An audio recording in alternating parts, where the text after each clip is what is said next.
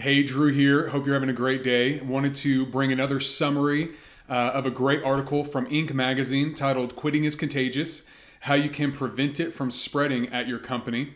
And it notes in this article that it shouldn't be surprising that people quit in waves. Anybody who's been in leadership or management for a while, you've seen this before. There can be a chain reaction. When one person quits, they might influence a group of other people. But this consultant mentions in the article that we are social creatures, and in uncertain times we tend to follow others.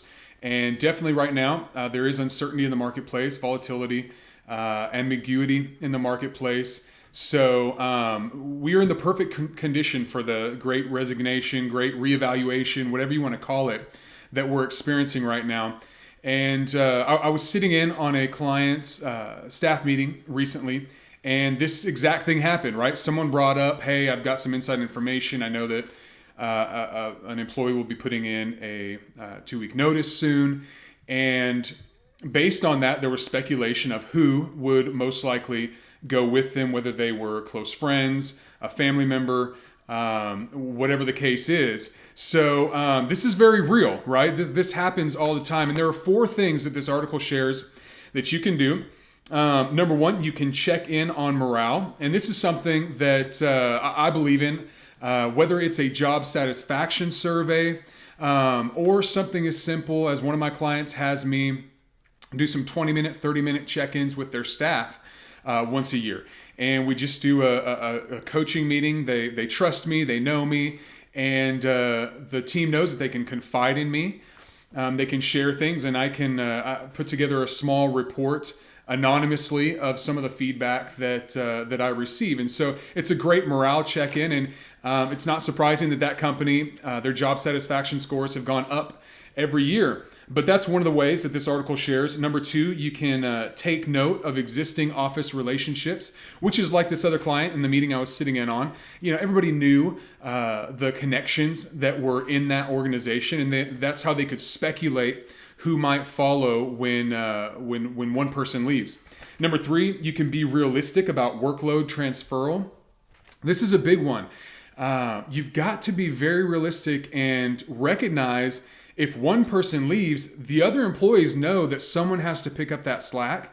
And most people are willing to do that for a while, but prolonged times of taking on other people's workloads, especially in a salary position, but even in an hourly position, people can only do that for so long. So we've got to be realistic about those workloads and filling the jobs. We don't want to feel that pressure and to have to fill that spot and fill it with someone that's not qualified or not a good fit. But we do need to be realistic and constantly check in with our team, see where they're at, and make sure they're doing okay. And then number 4, the 4th item shared in this article is near and dear to my heart. It's invest in your employees, right?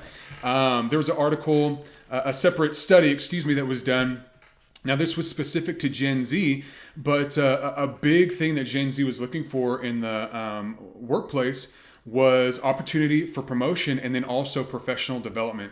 And I think that can be said of all generations. Professional development is desired, but it's got to be specific to the person that is getting that professional development, which is why I think coaching is vital to part of that professional development plan that you have in place, because coaching is designed by its very nature.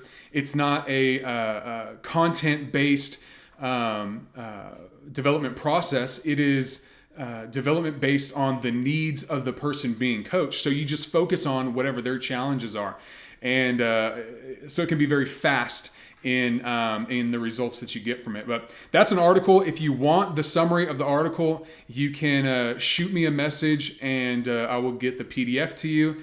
And we read the articles so you don't have to. So have a great day, and I will see you next time.